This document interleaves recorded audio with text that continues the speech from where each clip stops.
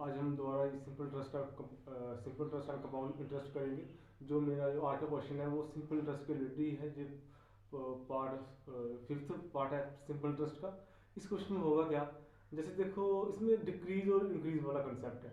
अगर मैं बोलूँ, अगर मुझे जैसे मैं बोलता हूँ मुझे फर्स्ट ईयर के लिए मेरे पास कुछ इतना अमाउंट आया, ठीक है, प्रिंसिपल मैंने कुछ जमा किया और मेरे पास इतनी जो अमाउंट आई है, तो सेकंड ईयर के लिए मैं क्या बोलूँ कि अगर मेरा जो रेट है वो इंक्रीज या डिक्रीज हो जाएगा तो बताओ मुझे उस पर कितना रुपया मिलेगा।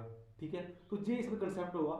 इजी ये क्वेश्चन थोड़ा कैलकुलेटिव है, थोड़ा लंबा होने वाला है ये क्वेश्चन, तो इसके लिए आपको आप नोट कर लेना इसको और 2-3 बार इसको प्रैक्टिस कीजिए, आपको बड़े अच्छे तरीके से ये समझ आएगा। तो जहाँ देखिए यहाँ क्या at a certain rate of simple interest rupees 800 amount to rupees 920 in 3 years. If the rate of interest decrease by 3%, what will be the amount after 3 years? देखो, जो फर्स्ट केस है उस केस में हमें जो रेट है वो पता नहीं है, वो हमने रेट निकालना है।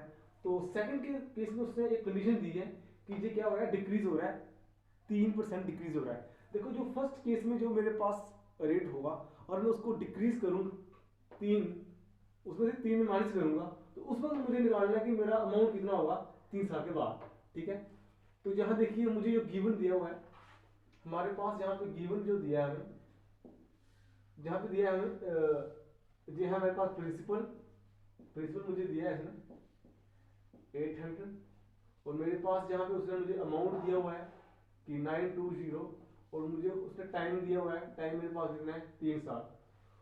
देखो मेरे पास प्रिंसिपल भी है और अमाउंट भी है, इस केस में मैं सिंपल इंटरेस्ट निकाल सकता हूँ। जब मेरे पास अमाउंट भी है और प्रिंसिपल भी है तब हम सिंपल इंटरेस्ट निकाल सकते हैं। सिंपल हमारे पास पता है, हमें हमारे पास जो अमाउंट होता है वो कितना होता है, जैसे मैंने अगर बैंक में जमा करवाया है उसमें मुझे जितना भी सूद मिला है, जितने मुझे रेट उसमें मिला है, तो उसको प्लस करते हैं। तो मेरे पास इस केस में जो मेरे पास प्रिंसिपल है वो क्या है, मेरे पास 800, और मेरे पास जो सिंपल इंटरेस्ट है वो मुझे पता नहीं है, तो मैं सिंपल यहाँ लिखता हूँ सिंपल इंटरेस्ट। तो अमाउंट मेरे पास यहाँ पे है 920 equal to 800 plus simple interest.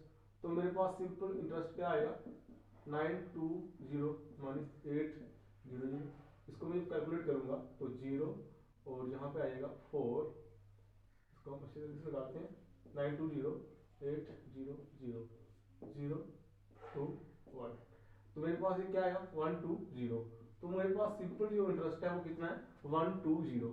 तो अब मेरे पास सिंपल इंटरेस्ट भी है, मेरे पास प्रिंसिपल भी है, मेरे पास टाइम भी है, तो मैं यहाँ से रेट निकाल सकता हूँ। तो मेरे पास सिंपल इंटरेस्ट का फार्मूला क्या है, simple interest equal to P multiply by R multiply by T divided by 100। तो सिंपल इंटरेस्ट मेरे पास यहाँ पे है, तो उसको हम लिखेंगे 120 इक्वल टू प्रिंसिपल मेरे पास है वो कितना है, मेरे पास 800 मल्टीप्लाई, रेट मुझे निकालना है फर्स्ट केस में। रेट में क्यों निकाल रहा हूँ कि मुझे अगर फर्स्ट केस का रेट पता होगा तभी मैं तो 3% जो रेट है फिर इसमें से माइनस कर पाऊंगा, उस केस में मुझे अमाउंट निकालना है। तो रेट टाइम मेरे पास 3 है, तो ये मुझे कैंसिल हो जाएगा। तो सिंपल मेरे पास रेट क्या आएगा, rate equal to 120 divided by 8 multiply by 3, जो होगा 3 4 जा 12 40। तो मेरे पास जो रेट जो है वो क्या होगा, रेट 5 8 5 जा 40। तो मेरे पास कितना आया, 5% रेट आया है। अब उसने जो मुझे कंडीशन दी थी, उसने मुझे कंडीशन क्या दी थी, जो मेरे पास कंडीशन थी सेकंड केस में, कंडीशन जो सेकंड केस में था, मेरे पास सेकंड जो केस था उस केस में मेरे पास कंडीशन क्या थी, उसने बोला है कि 3% क्या करना है, रेट को डिक्रीज करना है। ओके, 3% जो रेट है वो डिक्रीज करना है। तो मेरे पास सिंपल जो क्या है 5 है ना, तो मुझे 5 में से क्या करना पड़ेगा, 3 माइनस करना पड़ेगा, तो मेरे पास आएगा 2% रेट। अब मुझे 2% जब मुझे ब्याज मिलेगा उस केस में मुझे अमाउंट निकालना है, लेकिन मैं अमाउंट कैसे निकालूंगा, उसके से पहले मुझे सिंपल ट्रस्ट पता होना चाहिए कि जब मेरे पास 2% जो रेट था उस केस में मेरे पास सिंपल ट्रस्ट क्या हुआ। अब मुझे दोबारा सिंपल ट्रस्ट निकालना है। ओके, तो मेरे पास सिंपल ट्रस्ट का फार्मूला दोबारा मैं यहाँ पे नोट करता हूँ, P R T divided by 100। तो पी मेरे पास, तो प्रिंसिपल तो मेरे पास सेम ही है, प्रिंसिपल मेरे पास सेम ही है, जस्ट उसका जो ब्याज दर है उसमें जो इंक्रीज है वो डिक्रीज हो रहा है। तो मैं यहाँ पे क्या करूंगा, प्रिंसिपल मेरे पास सिंपल यहाँ पे है 800 मल्टीप्लाई 8, अब जो मेरे पास न्यू रेट आया वो क्या है 2 मल्टीप्लाई टाइम सेम 3 साल का रखा है 100, तो मेरे पास ये कैंसिल हो जाएगा 16 मल्टीप्लाई 3 8 टू 16 और 16 करें 43 48, तो मेरे पास सिंपल ट्रस्ट क्या है इस केस में 48। तो अब मैं अमाउंट निकाल सकता हूँ।